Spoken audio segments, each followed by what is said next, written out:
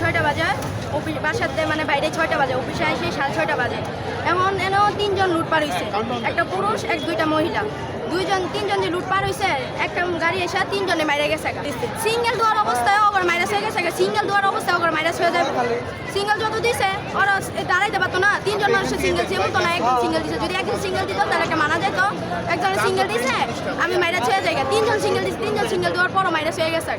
মাইরা রাশের উপর দিয়ে যায় বুকের লিগা, হয়তো সাইড দিয়ে যাইতে পারতো, ওরা আটকেছে না, ঠিক আছে যাইতো। পুলিশেরা ছিল, হেরা তো কিছু করে নাই, মানুষ কম ছিল। যখন আমরা সবাই আসি তখন দেখি আমরা আসিয়ে ধরি, হেরা ধরলো না খেললে।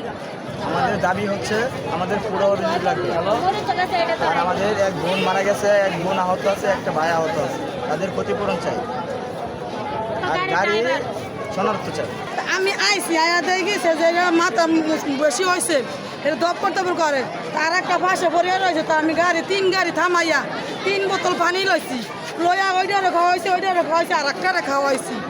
খাওয়ার পর ওইটা আমার রাতি দম গেছে, আর ওইটা কই গেছে ওইটা তো আর খবর কইতে ছেলেটা।